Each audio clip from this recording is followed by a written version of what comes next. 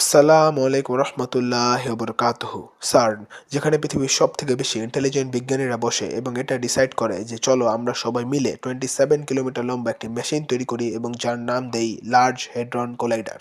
আমরা অনেকেই এলএইচসি বা লার্জ হেড্রন কোলাইডারের সম্পর্কে জানি এবং এটার অফিসিয়াল কাজ তো পার্টিকেলসদের কোল্যাব করে ইউনিভার্সের সিক্রেট জানা, কিন্তু বাস্তবতা কিছুটা অন্যরকমই। ইন্টারনেটের থিওরি মোতাবেক এলএসসি হলো আসলে একটি ডিমোনিক পোর্টাল ওপেন করার মেশিন এবং এটি বলার যথেষ্ট কারণও আছে। যদি সার্ন একটি সায়েন্টিফিক রিসার্চ অর্গানাইজেশন হয়ে থাকে, তাহলে কেন এখানে কালো গাউন পরে লোকদের ডিমোনিক রিচুয়াল প্র্যাকটিস করার ভিডিও ইন্টারনেটে ভাইরাল হয়? সায়েন্সের কথা বলে এইসব ডিমোনিক রিচুয়াল কেন হচ্ছে? সার্নের অবস্থান হলো সুইজারল্যান্ড ও ফ্রান্সের বর্ডারের নিচে এবং এখানে 27 কিলোমিটার লম্বা একটি পাইপ টানেল আছে, যেখানে সো কল্ড সায়েন্টিস্টরা আলোর কণা বা ফোটনসকে লাইট স্পিডে ধাক্কা খিলায়, যার ফলে নতুন পার্টিকেল যেমন ডার্ক ম্যাটার, ঘোষ পার্টিকেল বা গড পার্টিকেল খুঁজে বের করে। শুনতে অনেকটাই ফ্যান্সি মনে হতে পারে, কিন্তু 2008 সালে যখন এই মেশিন প্রথম স্টার্ট হয়েছিল, তখন কিছু সায়েন্টিস্ট এটা বলেছিল যে যদি কোনো ভুল হয় তাহলে একটি মিনি ব্ল্যাক হোল তৈরি হয়ে যাবে এবং এটি পুরো সোলার সিস্টেমকে গ্রাস করে ফেলবে। মানে, এটা আবার কেমন কথা? আমরা সবাই পড়ে আসছি যে মানব কল্যাণে বিজ্ঞান, কিন্তু এরা তো মানব জাতিকে শেষ করার জন্য কাজ করছে। আর কোনো সায়েন্টিস্ট এতটা বোকা নয় যে সে বলবে যে দুনিয়া ধ্বংস হয়ে যাবে। এখানে অবশ্যই অন্য কোনো বিষয় আছে।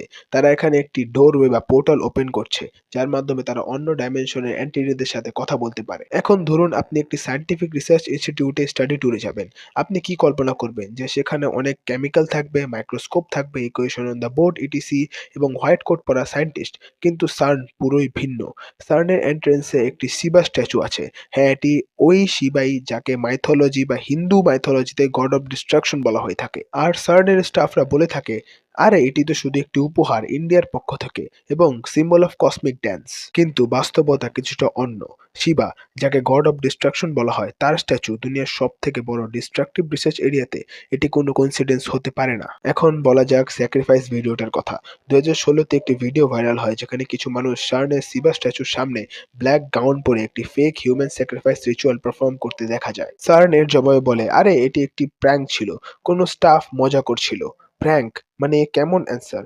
সার্ন, যেটি বিখ্যাত সায়েন্টিফিক রিসার্চের জন্য, সেখানকার স্টাফরা কেন এমন ডিমোনিক রিচুয়াল করবে? আর সব থেকে বড় কথা, এ কেমন প্র্যাঙ্ক? প্র্যাঙ্ক তো মানুষ মজার জন্য করে, কিন্তু হিউম্যান স্যাক্রিফাইস করা কি কোনো মজা হতে পারে? আসলে এটি কোনো প্র্যাঙ্ক ছিল না, এটি একটি রিয়েল রিচুয়াল ছিল যেটি ভুলবশত ভাইরাল হয়ে যায়। আর সব থেকে বড় বিষয় হলো, যখনই সার্নের কোনো বড় ধরনের এক্সপেরিমেন্ট হয় তখন দুনিয়ার সকল মানুষ ম্যান্ডেলা ইফেক্ট অনুভব করে।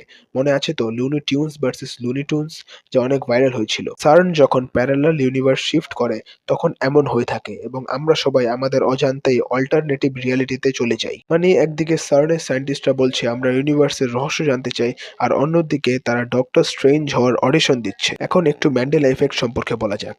এই ইফেক্ট হলো এমন একটি ফেনোমেনন যেখানে মানুষের কালেকটিভ মেমোরি আলাদা হয়ে যায় রিয়েলিটি থেকে। একটি উদাহরণ হলো, সবার মনে আছে যে পিকাচুর লেজ ব্ল্যাক ছিল, কিন্তু আজ অফিসিয়াল ভার্সনে পিকাচুর লেজ কোনোদিন ব্ল্যাক ছিলই না। আর সব থেকে বড় বিষয় হলো নেলসন ম্যান্ডেলার 1980-র দিকে মৃত্যুর কথা, কিন্তু রহস্যময় বিষয় হলো নেলসন ম্যান্ডেলা 2013 সালে মারা গিয়েছে, যা রিয়েলিটি। এগুলো কি শুধুই ভুল মেমোরি, নাকি আমরা টাইম লাইন শিফট করছি? আর এর পিছনে কারণ হলো সার্ন। সার্ন যখন ফোটনসদের লাইট স্পিডে ব্রেক করে, তখন তারা শুধু ফোটনসদেরই ব্রেক করে না, তারা রিয়েলিটির ফ্যাব্রিকেই হোল তৈরি করে ফেলে। এবং 27 কিলোমিটার লম্বা একটি টানেল যেখানে আনইমাজিনেবল এনার্জি ব্যবহার হচ্ছে এবং এর মাধ্যমে আমরা প্যারালাল ইউনিভার্সে শিফট হয়ে যাই আমাদের অজান্তেই। আর এর মাধ্যমে তারা পোর্টাল খোলার চেষ্টা করছে, যাতে করে তারা অন্য ডাইমেনশনের এন্টিটিদের সাথে কানেক্ট হতে পারে। আর এই কারণেই মানুষ বলে থাকে যে সার্নের এক্সপেরিমেন্টের সময় মানুষ ম্যান্ডেলা ইফেক্ট অনুভব করে এবং এর প্রমাণস্বরূপ মানুষ সার্নের লোগোকে দেখায়। কারণ যদি আপনি সার্নের লোগোকে ভালো মতো দেখেন, তাহলে দেখতে পাবেন যে এই লোগোতে 666 হিডেন ভাবে দেখানো হয়েছে। এখন এই 66 কি? এটা সবাই জানে। এটি হলো মার্ক অফ দ্য বিস্ট বা শয়তানের নাম্বার, যা শয়তানের অনুসারীরা ব্যবহার করে থাকে। সার্ন, যেখানে সায়েন্টিফিক রিসার্চের নামে হয়ে থাকে ডিমনিক পোর্টাল ওপেন এবং ডোরওয়ে ওপেন। কারণ সার্নে এত বেশি এনার্জি ব্যবহৃত হয় যে এর মাধ্যমে একটি মিনি ব্ল্যাক হোল বা ওয়ার্ম হোল ক্রিয়েট করা সম্ভব। এর মানে আপনি কল্পনা করতে পারছেন? তারা মূলত ইউনিভার্সের লকে চেঞ্জ করছে আর বলছে যে এটিতে কোনো ক্ষতি হবে না, নো ডেঞ্জার। আর সব থেকে গুরুত্বপূর্ণ বিষয় হলো ওকাল্ট কানেকশন।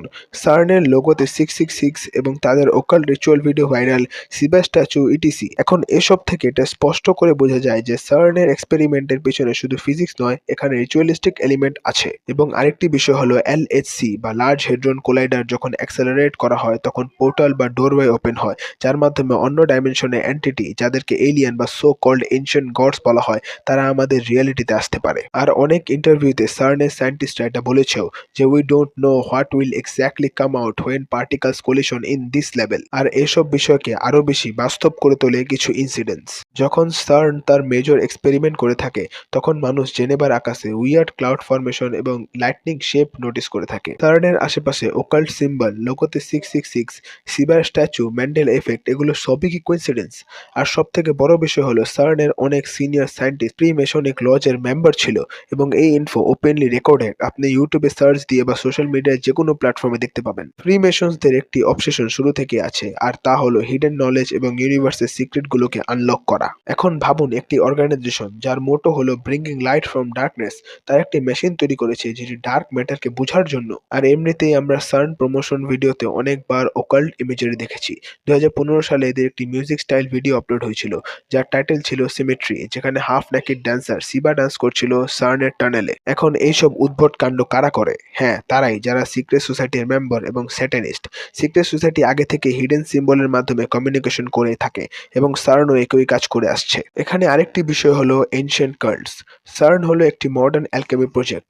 অ্যালকেমির গোল ছিল হিডেন পাওয়ার আনলক করা এবং কন্ট্রাক্ট করা অন্য ডাইমেনশনের রিয়েলমসদের সাথে।